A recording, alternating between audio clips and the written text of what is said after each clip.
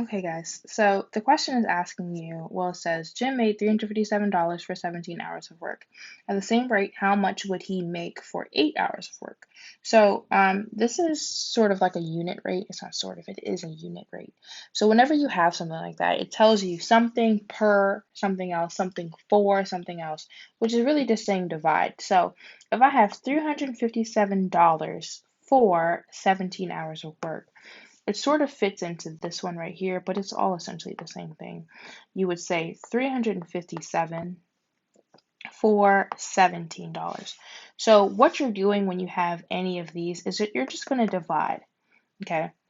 So how many dollars per hour, how much money does he make per hour, right? So 357 divided by 17, I think they're going to give you a calculator on this one, is 21 dollars per hour. Okay, so it's 21. So for every hour that Jim works, he makes $21. Okay, so for if he makes $21 an hour, how much would he make for 8 hours of work? So at this rate, you're going to say $21 times 8 hours, and 21 times 8 is 168.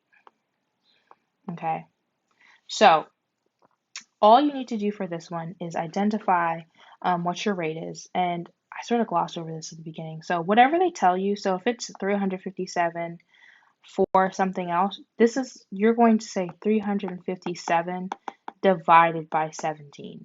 Again, that can be written as like that.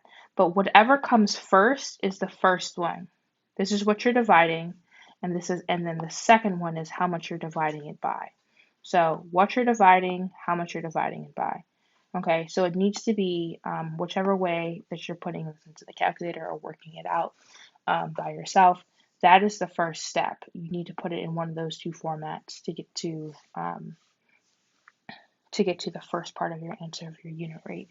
And then you're just going to go ahead and multiply your answer by what they give you. Okay, so I guess for your steps here would be step one, divide, and I'm going to say in the right order. Someone's going to say, I divided, but I didn't get it right. It has to be in the right order. And then step two, multiply by what is given. Okay, so that is what you need to know. If you guys are a little confused by this, just come talk to me and we'll discuss it, or I'll give you another example. So good luck, guys, and let me know if you need more help.